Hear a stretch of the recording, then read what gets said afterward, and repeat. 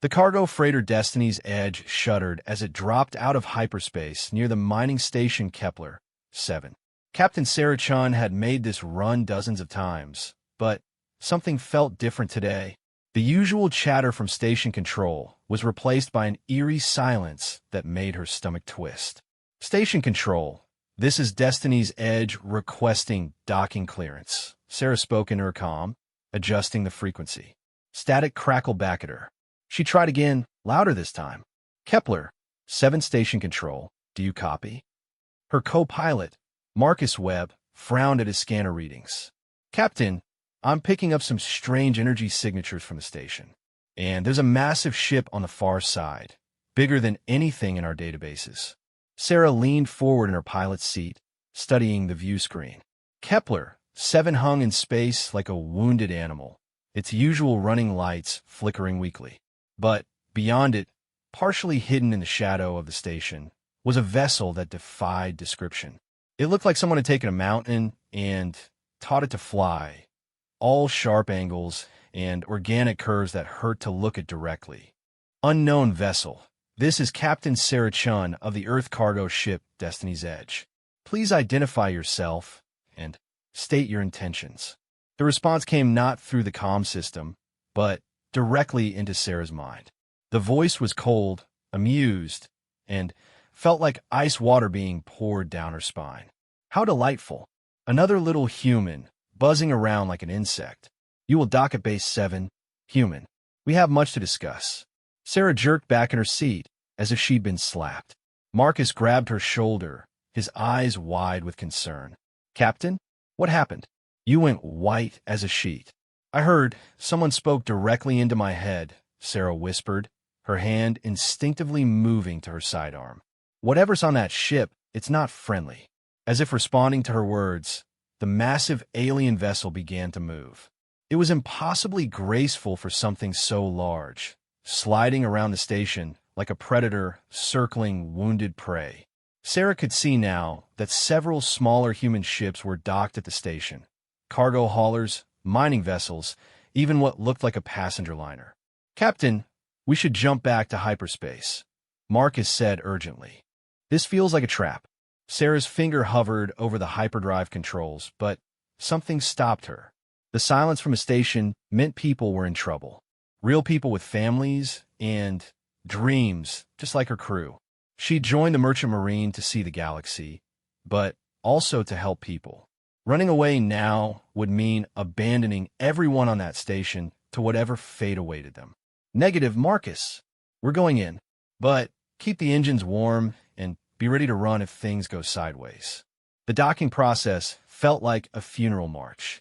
Bay 7 was on the lower levels of the station, usually reserved for waste disposal and emergency repairs. As the Destiny's Edge settled into the docking clamps, Sarah could see through the viewport that the bay was filled with some kind of shimmering energy field. Atmosphere's breathable, Marcus reported, though his voice was tight with worry. Gravity's normal too. But, Captain, these energy readings, I've never seen anything like them. Sarah stood and checked her gear. Standard sidearm, emergency beacon, portable scanner. It felt woefully inadequate against whatever they were facing, but it was better than nothing. You stay with the ship, she told Marcus. If I'm not back in 2 hours, or if that alien ship so much as twitches in your direction, you jump to hyperspace and get word to Earth defense. Like hell I'm staying behind. Marcus shot back. You're not going in there alone. That's an order, Marcus. And it's a stupid order, Captain. With respect. Sarah looked at her friend and co-pilot, seeing the determination in his eyes. Marcus had been with her for 3 years, through pirate attacks and system failures and cosmic storms. He never let her down. Fine. But we do this smart. Stay close, watch each other's backs, and at the first sign of trouble, we retreat. They made their way through the ship's corridors toward the airlock. The Destiny's Edge wasn't much to look at. She was an old Hercules-class freighter with more patches than original hull plating. But she was home. Sarah ran her hand along the bulkhead as they walked, drawing comfort from the familiar vibration of the engines. The airlock cycled open with a soft hiss, revealing a corridor that definitely wasn't standard station architecture. The walls seemed to pulse with a faint organic rhythm, and the lighting shifted colors subtly, creating an unsettling feeling of movement even when standing still. "This isn't right," Marcus muttered, his scanner beeping frantically. "These walls, they're giving off biological signatures. Like they're alive." Sarah drew her sidearm, though she doubted it would be much use. "Stay alert.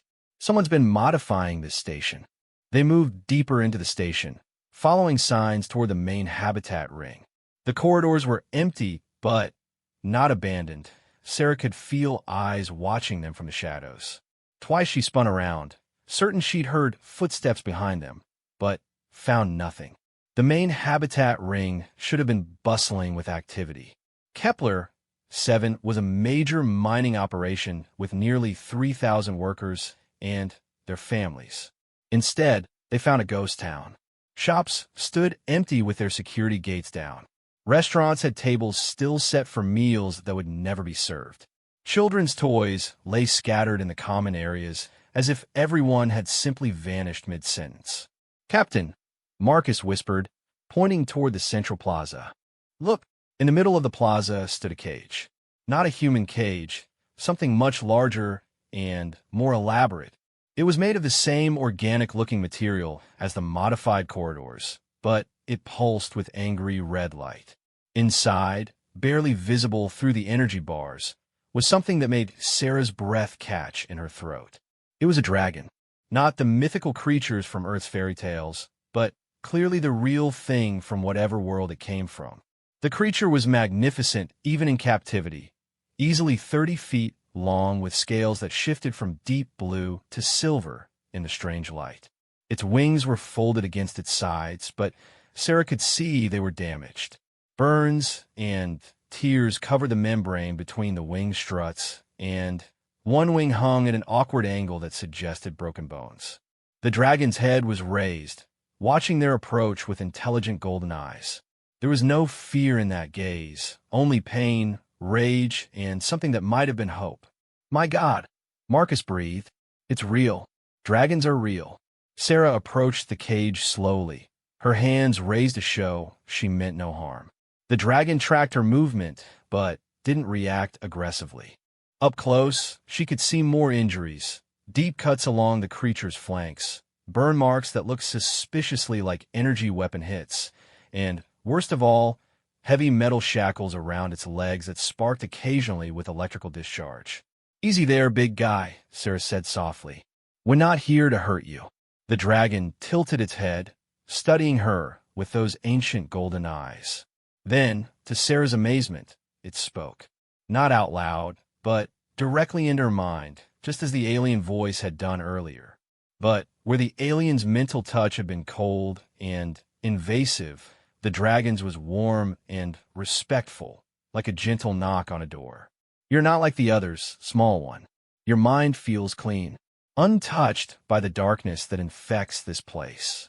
Sarah nearly dropped her weapon in surprise. "You can talk. Of course you can talk. Why wouldn't dragons be telepathic? My name is Kithra. I am of the Drachmarie, the Star Children, as you might say. And you're in great danger, brave little human. The one who holds me captive plays games with all who come here. Cruel games. Where is everyone? The people who lived on this station?"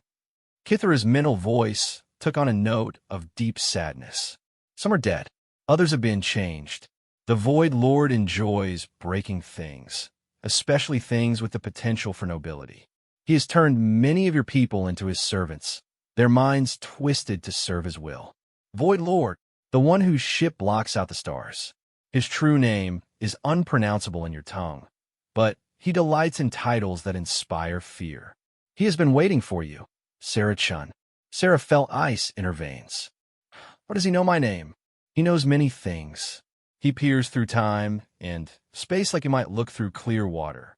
He saw you coming long before you arrived, and he has prepared a special torment for you." Marcus grabbed Sarah's arm, his face pale with terror. "Captain, we need to leave. Now, if this thing knows we're coming, Kithra isn't the enemy," Sarah said firmly, though her own heart was pounding. "Can you tell us how to help?" how to stop this Void Lord. The dragon's head drooped slightly. I cannot. He has bound me with chains forged from the heart of a dying star. They sap my strength and cloud my mind. I, who once danced between galaxies, am reduced to this pitiful state. But there has to be something, some weakness. Perhaps.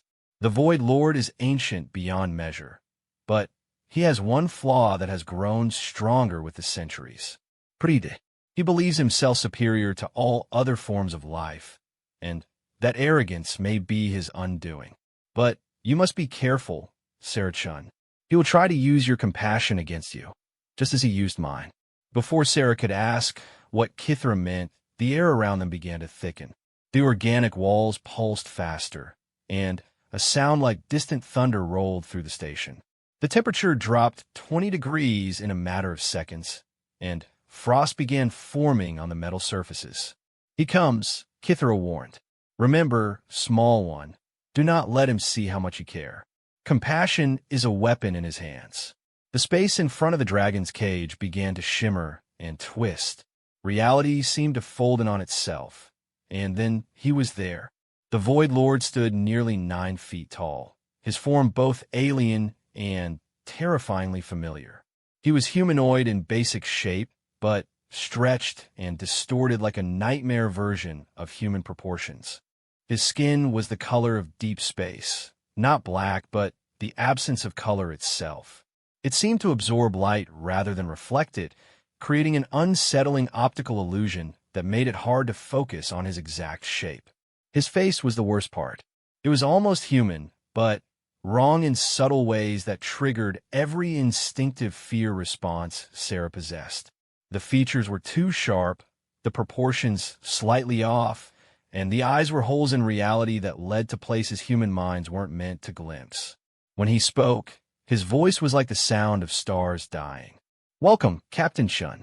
I do hope you've enjoyed your little tour of my latest acquisition. Kepler 7 has proven to be quite the useful laboratory for my experiments. Sarah kept her weapon trained on him, though she suspected it would be about as effective as throwing rocks at a hurricane. Where are the people? What did you do to them? The Void Lord smiled, revealing teeth that seemed to extend too far back into his head. They serve me now, as all thinking beings eventually will. Some required more persuasion than others, but in the end, they all saw the wisdom of submission. You mean you broke them? Such a crude way to put it. I prefer to think of it as enlightenment. Your species has such limited perspective, trapped as you are in linear time and three-dimensional thinking. I have shown them wonders beyond their comprehension. Marcus stepped up beside Sarah, his own weapon drawn. Yeah, well, we're not interested in your kind of enlightenment, thanks. The Void Lord's attention shifted to Marcus, and Sarah saw her friend freeze as those terrible eyes focused on him. Marcus's face went slack, and his weapon clattered to the floor. Marcus! Sarah spun toward her friend, but stopped when she saw his eyes. They had gone completely black, just like the Void Lord's. He is mine now, the alien said with evident satisfaction. It took only a moment to map his neural pathways and insert the necessary modifications. He will serve me faithfully until his body fails. Sarah felt rage building in her chest like a physical force. She'd lost crew members before, to accidents, to pirates, to the random cruelties of space travel. But those deaths have been clean, honest. This perversion of Marcus into a puppet was obscene. Let him go, she snarled, raising her weapon. Take me instead. Oh, but why would I want to do that? I have plans for you, Sarah-chan. You see, your reputation has reached even into the void between stars. The merchant captain who refuses to abandon her crew, who risks everything to save strangers, who carries hope like a torch into the darkest corners of space. The Void Lord began to circle the dragon's cage, his movements unnaturally fluid. I have conquered star systems and reduced entire civilizations to ash. I have broken the minds of warrior poets and turned philosophers into gibbering madmen. But you represent something I have rarely encountered. Pure, stabor in compassion. Sarah kept her weapon trained on him, though she was beginning to understand that conventional weapons were useless here. And that bothers you? Bothers me? My dear child, it delights me. Do you know how long it has been since I encountered a challenge worthy of my attention? Crushing the weak-willed becomes tedious after the first few millennia. But breaking someone like you, that will be a masterpiece. Kithra's voice whispered in Sarah's mind, too quiet for the Void Lord to detect. Do not give him the satisfaction of seeing your fear. He feeds on strong emotions, terror, despair, rage. Deny him that nourishment. Sarah forced herself to relax, lowering her weapon slightly. So, this is all a game to you? The station, the people, even Kithra here? Games are how immortal beings pass the time, Captain. And this particular game has rules that should interest you. The Void Lord gestured toward the dragon's cage. Your new friend here was once the terror of 3 star systems. The Drachmari were known throughout the galaxy as beings of incredible power and nobility. They considered themselves the guardians of lesser species. He laughed, a sound like breaking glass. I captured Kithra during the siege of her homeworld. She fought magnificently, destroying half my fleet before I managed to bring her down. And then, to break her spirit completely, I made her watch as I reduced her planet to molten slag. Every city, every forest, every last trace of Drachmari civilization, gone in fire and radiation. Sarah saw Kithra flinch in her cage, the dragon's great head drooping with remembered anguish. The alien continued, clearly enjoying the pain he was causing. But that was only the beginning. I brought her here and gave her a choice. I had captured a ship full of human children, refugees from some minor war in the outer colonies. Kithra could save them by allowing herself to be caged and tortured or watch them die. What do you think she chose? She saved them, Sarah said quietly, understanding flooding through her. Indeed, and I kept my bargain after a fashion. The children lived. I simply made sure they grew up as my loyal servants, their minds shaped from birth to worship me as a god. They now staff this station, believing with every fiber of their being that serving me is the highest possible honor. The Void Lord moved closer to Sarah, and she could feel the wrongness radiating from him like heat from fire. I've spent decades perfecting Kithra's torment. Every time she shows the slightest sign of hope, I find new ways to crush it. I have made her watch as I corrupted hundreds of innocents. I have forced her to participate in hunts where her own kin were the prey. And, through it all, she maintains her nobility, her refusal to give in to despair. You're a monster, Sarah said, but kept her voice level and calm. I am a force of nature, child. I am entropy given form, the inevitable end that awaits all organized matter in the universe. And now, I offer you the same choice I gave your draconic friend. Play my game, and I will spare the lives of everyone on this station, including your converted companion there. Marcus stepped forward, his movements mechanical and wrong. Captain, you should listen to the master. He offers great wisdom. Sarah's heart broke a little at the blank devotion in Marcus's voice, but she forced herself to focus on the Void Lord. What's the game? Simple. You will attempt to free Kithra from her cage. I will make it as difficult as possible. You have 24 of your hours to succeed. If you manage to free her, I will release everyone on this station and allow you all to leave. And if I fail, the Void Lord's smile widened. Then, you join my collection. Your mind will be reshaped to worship me, and you will spend eternity helping me corrupt others. I think I will make you my chief recruiter. Imagine the irony of the compassionate Captain Chun luring other heroes into my web. Sarah looked at Kithra, who was watching the exchange with growing alarm. Do not accept, the dragon urged. He has never lost this game.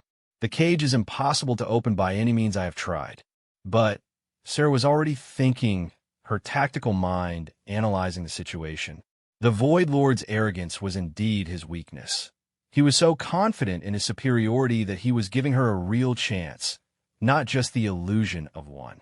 And there had to be a reason he was playing this game instead of simply breaking her mind immediately. What are the rules? She asked. Ah, you're considering it. Excellent. The rules are these. You may use any method you could devise to free the dragon, but you may not leave the station or contact anyone outside it. You may not harm me directly, nor may you attempt to damage the station's life support systems. Kithara herself may not assist you. The neural dampeners in her shackles will prevent any use of her natural abilities. The Void Lord paused, savoring the moment. And to make things more interesting, I will be actively working against you. Every few hours, I will present you with a moral choice. Save a group of innocents, but lose valuable time. Sacrifice some to save many. Each choice will reveal more of your character, and each choice will make your task more difficult. Sarah holstered her weapon, decision made. I accept. Sada, no. Kithara's mental cry was full of anguish. You do not understand what you have agreed to. The Void Lord clapped his hands together, and the sound rang through the station like a bell. Wonderful. The game begins now. Your first challenge awaits you in Section C7. I suggest you hurry. Those children won't survive much longer without immediate medical attention. He vanished as suddenly as he had appeared, leaving Sarah alone with the caged dragon and her mind-controlled friend. The silence stretched for a long moment before Kithara spoke again. You should have refused. No one has ever beaten him at this game. Maybe, but I couldn't live with myself if I hadn't tried. Sarah looked up at the magnificent creature, seeing the pain and defeat in those golden eyes. Besides, he made one mistake. What mistake? He thinks this is about winning his game. But games have rules, and rules can be broken if you understand them well enough. Sarah turned toward the direction the Void Lord had indicated, her mind already racing with possibilities. I don't plan to free you by playing his game, Kithara. I plan to change the rules entirely. As she walked away, she heard the dragon's voice one last time, carrying the faintest note of something that might have been hope. Be careful, small star daughter. The void is patient, and it remembers everything. Sarah squared her shoulders and headed towards Section C7, her friend Marcus following behind with mechanical precision. Somewhere in the station, children were dying. Somewhere in the distance, a being of unimaginable evil waited to see how far she would go to save them. The game had begun, but Sarah Chun had never been good at following other people's rules. The Void Lord thought he understood humans, thought he could predict her every move. He was about to learn that the most dangerous thing in the universe wasn't malice or power. It was a human being who had decided that some things were worth any sacrifice. The corridors of Kepler 7 stretched out before her like a maze designed by a madman. Somewhere in those twisted passages lay the key to everything. She just had to be smart enough to find it and strong enough to use it when the time came. Behind her, Kithara watched through the energy bars of her cage, and for the first time in decades, allowed herself to believe that maybe, just maybe, the darkness might not be eternal after all. Section C7 turned out to be the station's medical bay, but it had been transformed into something from a nightmare. The clean white walls were now covered in the same organic material that seemed to be spreading throughout the station, pulsing with a sickly yellow light. Medical equipment lay scattered and broken, and in the center of the room, 3 human children sat huddled together on a makeshift bed. Sarah's heart clenched as she saw them. They couldn't be more than 10 years old, dressed in the simple coveralls of station workers' families. But their skin had an unnatural pale blue tint, and their breathing was labored and shallow. Frost covered their hair and eyelashes despite the normal room temperature. Marcus stepped up beside her, his converted eyes scanning the room with mechanical precision. The Master's gift is spreading through them, he said in that terrifyingly flat voice. Soon they will be transformed into something far superior to mere humanity. Sarah ignored him and rushed to the children. The moment she touched the nearest girl's forehead, she jerked her hand back in shock. The child's skin was ice cold, but not from exposure or hypothermia. This was something else entirely, a creeping transformation that was slowly turning them into living ice sculptures. Hey there, Sarah said gently, crouching down to eye level with the children. I'm Captain Shun. I'm here to help you. The oldest child, a boy with serious dark eyes, looked up at her with a mixture of hope and terror. Are you here to take us away from the bad man? He said we were going to become something special, but it hurts. It hurts so much. Yes, I'm here to help, Sarah promised, though she had no idea how. She pulled out her portable scanner and ran it over the children. The readings were unlike anything she'd ever seen. Their cellular structure was being systematically altered at the molecular level, replaced with something crystalline and artificial. The scanner beeped with an analysis report. According to the device, the transformation could be stopped if reversed within the next 6 hours. After that, the changes would become irreversible, and the children would become something no longer human. Sarah's mind raced through possibilities. The medical bay's equipment was mostly destroyed, but there were still some functioning units. If she could find the right combination of treatments, maybe radiation therapy to break down the alien compounds, combined with cellular regeneration therapy to repair the damage, she might be able to save them. But as she began pulling equipment from the wreckage, she realized the horrible catch. The procedure would take at least 8 hours to complete properly, and she had already used 30 minutes of her 24-hour deadline just getting to this point. A voice echoed through the medical bay, not spoken aloud, but transmitted directly through the station's communication system. The Void Lord's words seemed to come from everywhere at once. Your first choice, Captain Shun. You can spend the time necessary to save these children completely, but doing so will cost you 8 precious hours. Or you can stabilize them temporarily with a 2-hour procedure, knowing that without proper treatment, they will die within days. What is more important, their immediate salvation or your larger mission?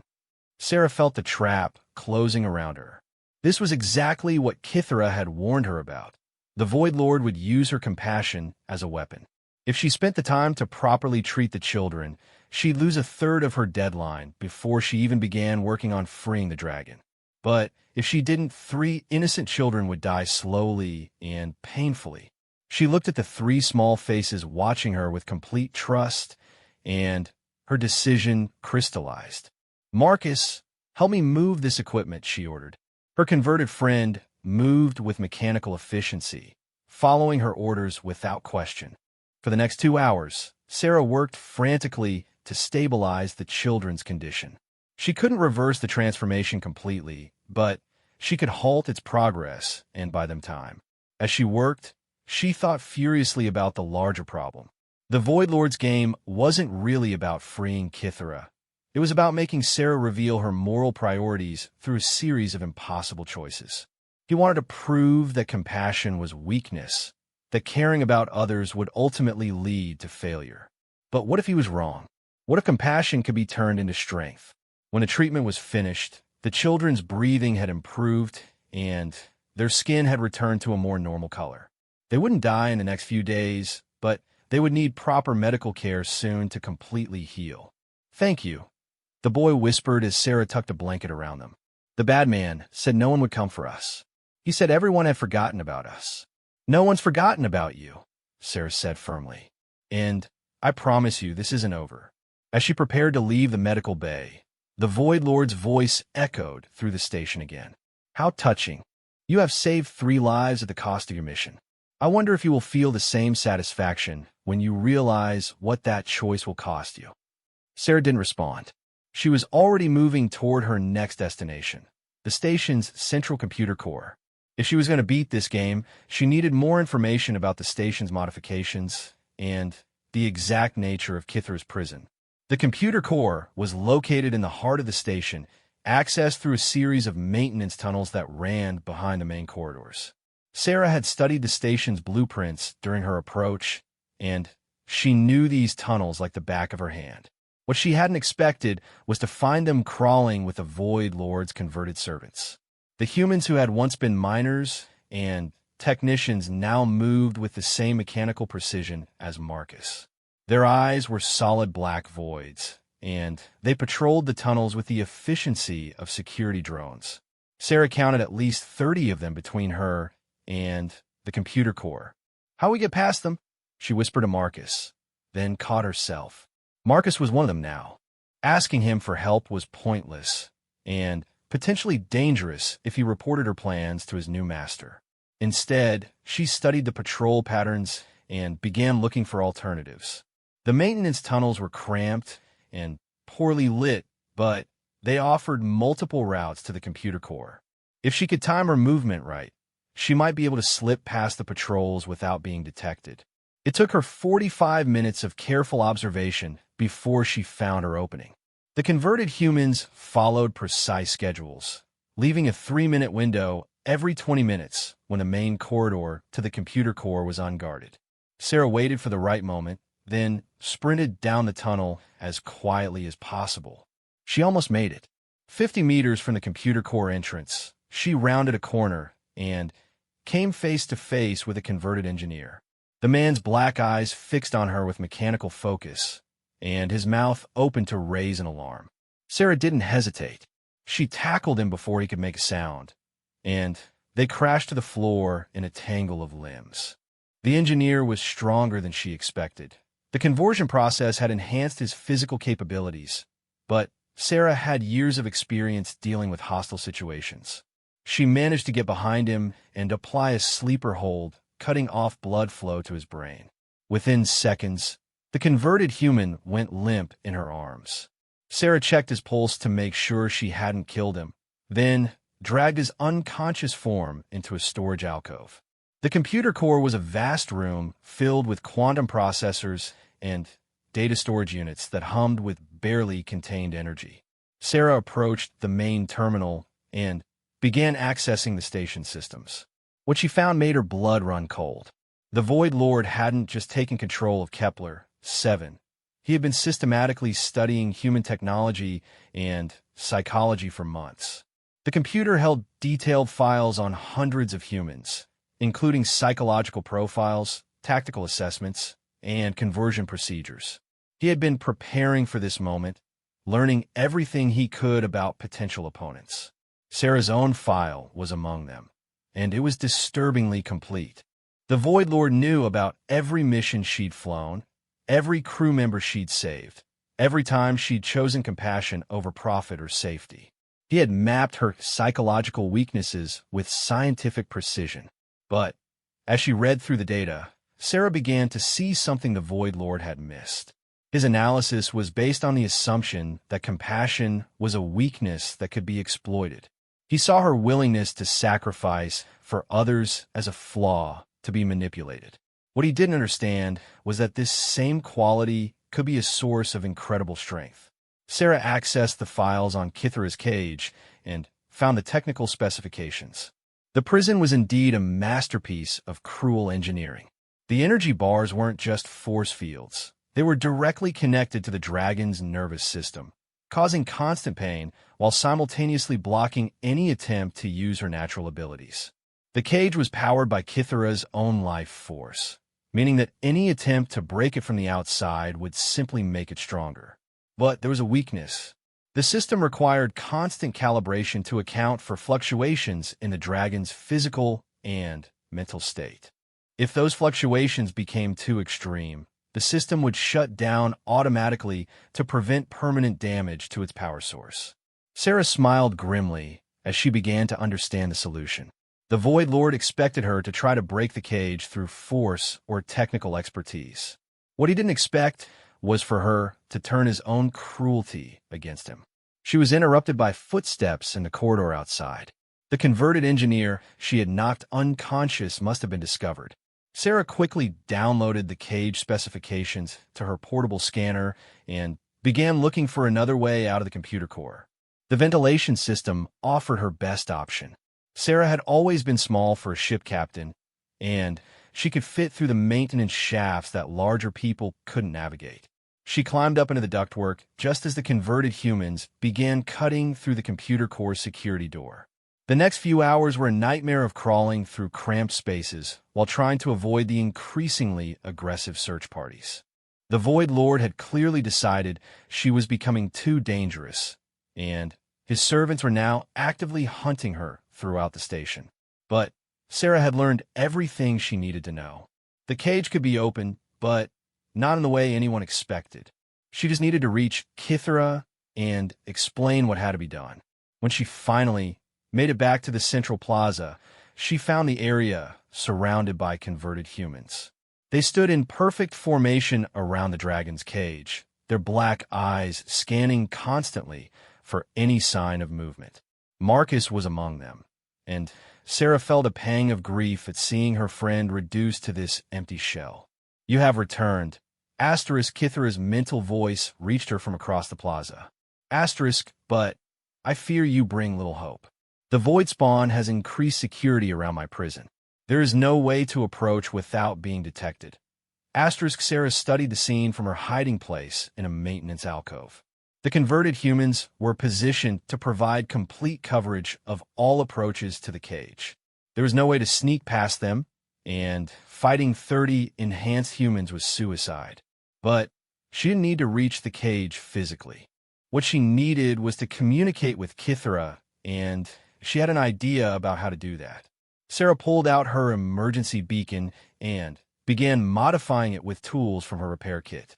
The beacon was designed to send distress signals across interstellar distances, but with some adjustments, she could turn it into a low-power telepathic amplifier.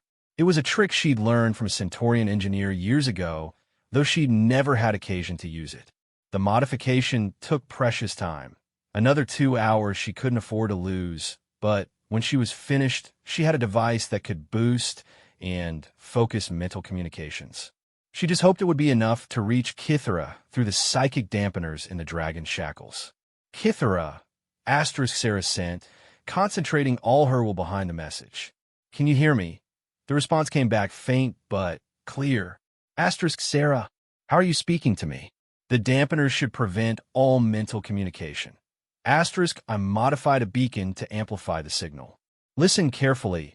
I know how to free you, but it's not going to be pleasant." Sarah quickly explained what she had learned about the cage's operating system. The energy prison was designed to automatically shut down if Kithra's vital signs indicated imminent death. It was a failsafe to prevent the Void Lord from accidentally killing his prize before he was finished playing with her. "You want me to nearly die?" Kithra's mental voice carried a note of dark humor. "That is not what I expected. I know it's asking a lot. But if you can push yourself to the very edge of death, stop your heart for just a few seconds, the cage should shut down automatically. Once you're free, your natural healing abilities should be able to revive you. And if they do not? If I die in the attempt?" Sarah felt the weight of what she was asking. She was essentially requesting that this magnificent being commit suicide on the chance that it might lead to freedom. "Then at least you'll die free," Sarah sent back. "And maybe that's worth something." There was a long pause before Kithra responded. "You're asking me to trust you with my life, small one. To believe that a human I have known for mere hours understands the workings of alien technology better than I do after decades of studying my prison." Yes. That's exactly what I'm asking. And why should I do this thing? Sarah thought about all the converted humans standing around the cage, about the children in the medical bay who would die without proper treatment, about Marcus, and the thousands of other people whose minds have been twisted by the Void Lord's influence. "Because someone has to stop him," she sent. Because he's counting on us being too afraid to take real risks. Because the only way to beat someone who thinks he understands everything is to do something completely unexpected. Another pause, longer this time. Sarah could feel Kithra considering the proposal, weighing the risks against the potential rewards. "There's something you should know," the dragon finally sent. If I die, truly die, the psychic shock will likely kill every telepathic being within 1,000 kilometers. Many of his converted servants have latent telepathic abilities enhanced by his modifications. The backlash from my death could free them or kill them all. Sarah felt a chill run down her spine. She had been thinking of this as a desperate gamble to save one life. She hadn't considered that it might be a choice between definitely killing hundreds of people and potentially saving thousands. How many would die? Asterisk, she asked. Unknown. Perhaps dozens, perhaps hundreds. The void spawn's modifications are unpredictable, but those who survive would likely be freed from his control. Asterisk, Sarah closed her eyes and tried to think clearly. This was another one of the Void Lord's moral traps, but it was worse than the others because it was real. If she went ahead with her plan, people would definitely die. If she didn't, everyone on the station would remain enslaved, and eventually the Void Lord would spread his influence to other worlds. The beacon crackled with Kithra's voice again. Asterisk, I do not ask you to make this choice for me, small star daughter. It is mine to make, but I wanted you to understand the full cost of what we attempt. Asterisk, and what's your decision? Asterisk, I've been a prisoner for decades. I have watched the void spawn corrupt and destroy countless innocents while I remained helpless to stop him. If there is a chance, any chance, to end his reign of terror, then the risk is worth taking. Asterisk, Sarah felt a mixture of admiration and terror at the dragon's courage. Asterisk, then, we do this together. But, Kithra, if something goes wrong, if you don't come back, asterisk, then, you must find another way to stop him. Promise me, Sarah-chun, promise me that you will not let my sacrifice be meaningless. Asterisk, I promise. Asterisk, Sarah began moving closer to the plaza, staying in the shadows, and using the converted human's predictable patrol patterns to avoid detection. She needed to be close enough to see what happened when the cage shut down and ready to act if something went wrong. From her hiding place behind a food vendor's cart, she watched Kithra prepare for what might be her final moments. The great dragon closed her eyes and began to slow her breathing, entering a meditative state that Sarah had seen monks use on distant worlds. I am ready, asterisk, Kithra sent. If I do not survive this, know that I am grateful to have met a human who dared to care. You're going to survive, asterisk, Sarah sent back with more confidence than she felt. And then we're going to stop this monster once and for all. Kithra's breathing slowed even further, and Sarah watched the monitors attached to the cage begin to register alarming changes in the dragon's vital signs. Heart rate dropping, brain activity decreasing, cellular function shutting down systematically.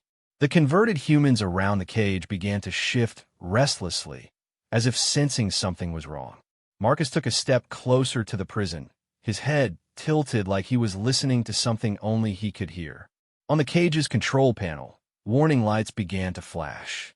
The energy bars flickered once, twice, and then the world exploded in light and psychic energy as Kithra's heart stopped beating. Sarah felt the shock wave hit her mind like a physical blow. Every converted human in the plaza screamed in unison as the telepathic backlash tore through their modified neural pathways. Some collapsed immediately, their enhanced abilities overloaded beyond repair. Others staggered, but remained standing, their black eyes flickering back to normal human colors.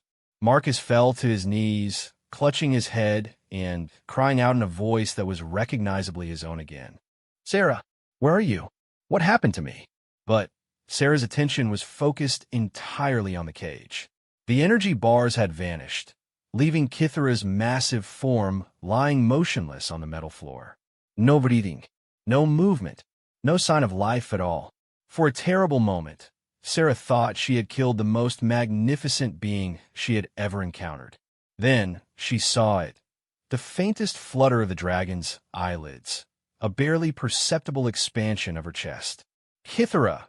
Asterisk, Sarah sent with every ounce of mental energy she possessed. The dragon's golden eyes opened slowly, and Sarah felt a wave of exhausted but triumphant mental laughter. I live, small one, though that was considerably more unpleasant than I anticipated. Asterisk, Sarah ran toward the cage, dodging the confused and disoriented converted humans who were slowly recovering their senses. Some were calling out for loved ones. Others were staring around in bewilderment at their surroundings. A few were still unconscious, but none showed the mechanical behavior they had exhibited moments before. Kithra struggled to her feet, her massive form swaying with exhaustion.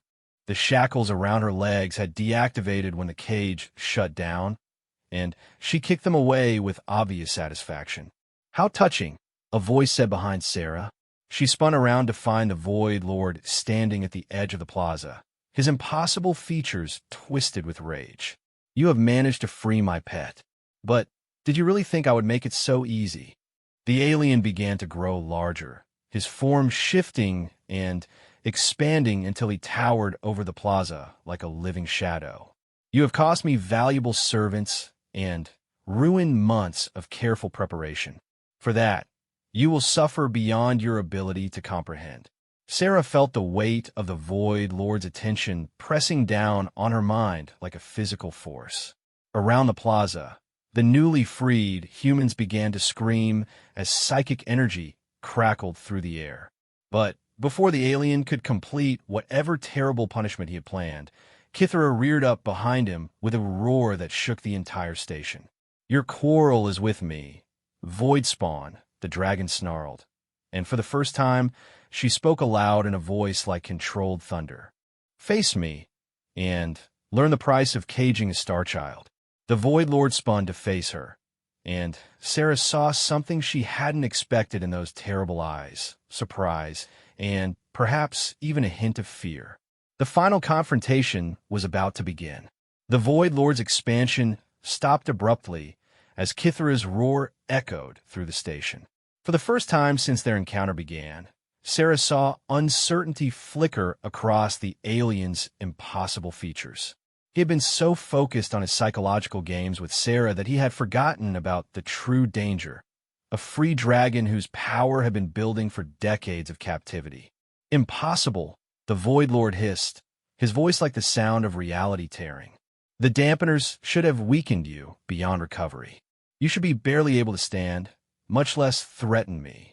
Kithra's scales began to glow with an inner light that started as a faint blue shimmer and quickly intensified to brilliant silver. "You understand so little about my people, Void Spawn. We do not grow weaker through suffering. We grow stronger. Every moment of pain you inflicted, every death you forced me to witness, every cruelty you thought would break me, it all became fuel for this moment." The dragon spread her damaged wings, and Sarah gasped as she saw them begin to heal. The tears in the wing membranes sealed themselves with visible threads of light, and the broken bones straightened and mended with audible snaps. The burns and cuts across Kithra's flanks faded as if they had never existed. "The Star Children are born in the hearts of dying suns," Kithra continued, her voice growing stronger with each word. "We are forged in cosmic fire and tempered by the cold of deep space. Did you truly believe that the petty torment of a parasite like you could destroy something born from stellar death?" The Void Lord's form began to shift and flow as he prepared to meet the dragon's challenge. His humanoid shape dissolved into something far more alien, a writhing mass of shadows and teeth and eyes that hurt to look at directly. When he spoke, his voice came from a dozen mouths at once. "I have devoured civilizations that spanned entire star systems. I have broken beings of power that you cannot imagine. One wounded dragon will not stop me, no matter how dramatic her recovery." The first exchange of power lit up the plaza like a miniature star going nova. Kithra breathed out a stream of silver fire that seemed to burn reality itself, while the Void Lord responded with tendrils of absolute darkness that absorbed light and heat and hope. Where the two forces met, space-time rippled and buckled. Sarah dove for cover behind an overturned maintenance cart as the battle raged above her. The other humans in the plaza were doing the same, their recently freed minds struggling to process what they were witnessing. Marcus crawled over to her, his face pale but his eyes clear and human again. "Captain," he gasped, "what the hell is happening? The last thing I remember is that thing looking at me. And then nothing. What did it do to me?" "Long story," Sarah said, helping him into cover. "Right now, we need to focus on survival. That dragon is fighting to save all of us." The battle was unlike anything Sarah had ever witnessed. Kithara moved through the air with impossible grace despite her size, weaving between the Void Lord's attacks while striking back with claws that seemed to cut through the fabric of reality itself. The alien responded by fragmenting into multiple forms, attacking from all directions at once. But Sarah could see that Kithara was still weakened from her ordeal. Her movements were slower than they should be, and the dragon was taking hits that she should have been able to avoid. The Void Lord was ancient and cunning, and he was slowly gaining the upper hand. "We have to help her," Sarah said, checking her sidearm. The weapon was laughably inadequate against something like the Void Lord, but maybe she could provide enough of a distraction to give Kithara an opening. "Captain, no." Marcus grabbed her arm. "You can't fight something like that with a pistol." But Sarah wasn't thinking about fighting the Void Lord directly. She was thinking about what Kithara had told her about the alien's greatest weakness, his arrogance. "Marcus, I need you to get everyone else to safety. Clear the plaza and get to the emergency shelters. What about you? I'm going to end this." Sarah moved carefully through the battle zone, staying low and using the debris from their clash as cover. Above her, Kithara and the Void Lord continued their deadly dance, their conflict reshaping the very architecture of the station around them. Sarah's destination was the dragon's former cage. The device that had held Kithara prisoner was still intact, its control systems powered but dormant. If she could modify it properly, she might be able to turn the Void Lord's own weapon against him. The technical specifications she had downloaded earlier included details about the cage's power source.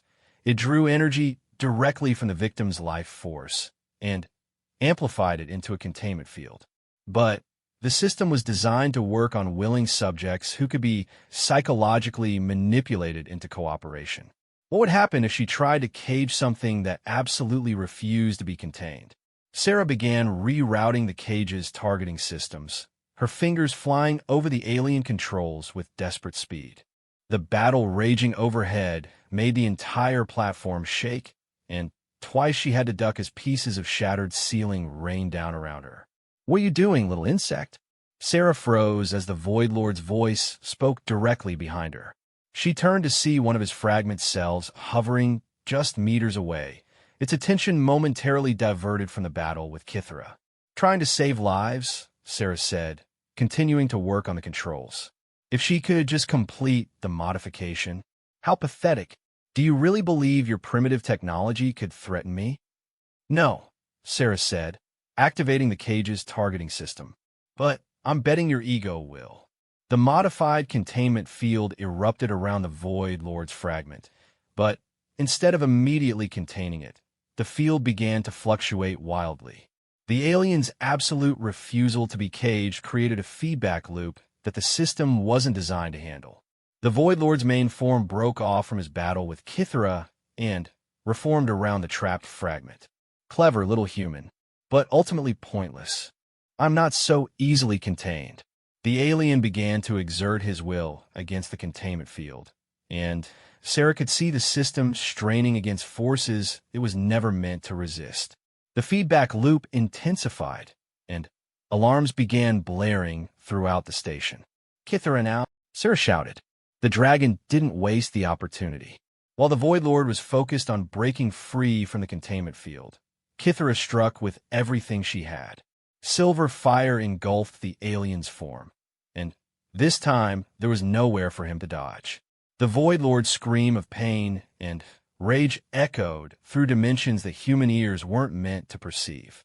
His shadowy form began to burn away under the dragon's assault, revealing something underneath that was even more terrible. A writhing core of pure hunger that seemed to devour light and matter and thought itself. "You cannot destroy me," the alien raged. "I am eternal. I am inevitable. You are nothing," Kithara said with quiet finality. "Nothing but a parasite that has forgotten its place in the cosmic order." The dragon's fire intensified, and Sarah watched in amazement as the Void Lord's form began to collapse in on itself.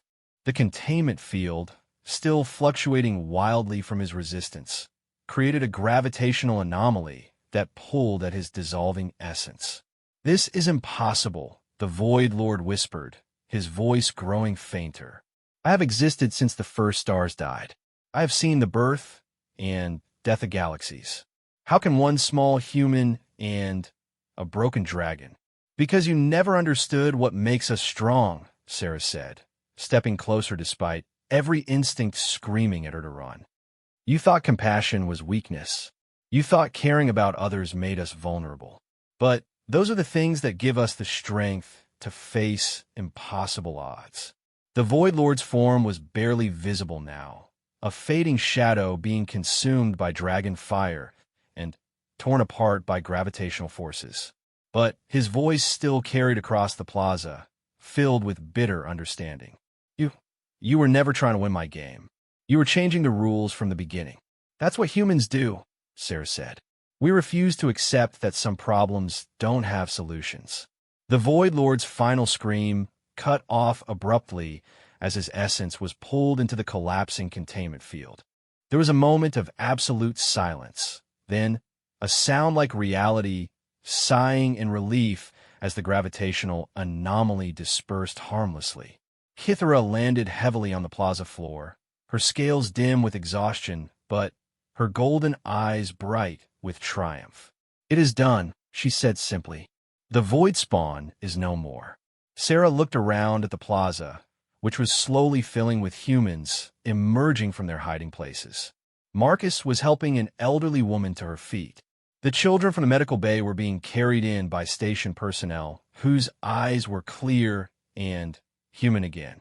Everywhere she looked, people were reconnecting with family members, calling out names, embracing loved ones they thought they had lost forever. The station, Sarah said suddenly. Will it be safe? All those modifications he made are already beginning to fade, Kythera assured her. The void spawn's influence was tied directly to his life force. With his destruction, his corruptions will unravel within days. The station will return to normal, and those he changed will heal. Sarah felt a wave of exhaustion hit her as the adrenaline began to wear off. She had been operating on pure determination for the last 24 hours, and now that the crisis was over, her body was demanding payment for what she had put through. Captain Chun, a voice called from across the plaza. She turned to see a woman in station administrator's uniform approaching. The woman's face was streaked with tears, but her expression was one of overwhelming gratitude. I'm Administrator Walsh. I don't know how to thank you. When that thing took control of the station, we thought we were all going to die. Or worse. You don't need to thank me, Sarah said. I just did what anyone would do. No, Kythera interjected, her mental voice warm with affection. You did what Sarachin would do, and that is something far rarer and more precious than you know. Over the next several hours, Sarah helped coordinate the station's recovery efforts. The medical bay was restored to working order, and the children she had stabilized received proper treatment that completely reversed their transformation. The converted humans were examined and found to be recovering normally from their ordeal, with no lasting physical or mental damage. Marcus turned out to be one of the most helpful people in the cleanup effort, his engineering skills crucial in repairing the damage to the station systems. He claimed he couldn't remember anything from his time under the Void Lord's control, and Sarah was grateful for that small mercy. So what happens now? Sarah asked Kythera as they stood in the observation deck looking out at the stars.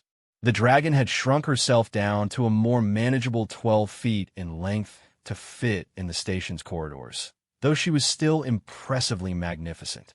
Now I return to the void between stars and begin the long work of finding others of my kind who may have survived the void spawn's attacks.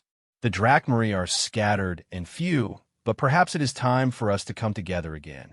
Will I see you again? Kythera's golden eyes crinkled with what might have been amusement. The galaxy is vast, small star daughter, but the paths of those who have shared fire together have a way of crossing again. Perhaps someday you will have need of a dragon's aid, or perhaps I will have need of a human's wisdom. I'd like that, Sarah said softly. The dragon leaned down and gently touched Sarah's forehead with her snout. The contact brought a brief flash of images, distant stars, ancient civilizations, the vast tapestry of life that stretched across the galaxy. And through it all, a sense of connection and purpose that would stay with Sarah for the rest of her life. Go well, Sarah-chun. And remember, the greatest adventures await those who dare to care about something larger than themselves. Later, as the Destiny's Edge prepared to depart Kepler 7, Sarah found herself thinking about the Void Lord's final words. He had been surprised that she was changing the rules of his game, but that wasn't quite right. She hadn't changed the rules. She had simply refused to accept that his rules were the only ones that mattered. Course laid in for Earth, Captain. Marcus reported from the co-pilot's seat. He seemed completely back to normal, with no lingering effects from his conversion. Should be there in 6 days. Take us out, Sarah ordered. As the Destiny's Edge pulled away from the station, Sarah watched Kythera emerge from one of the lower bays in her full magnificent form. The dragon's wings spread wide as she launched herself into space, her scales glowing with inner fire as she headed toward the distant stars. Think we'll see her again? Marcus asked. I hope so, Sarah said. The galaxy's a big place, but somehow I don't think our paths are finished crossing.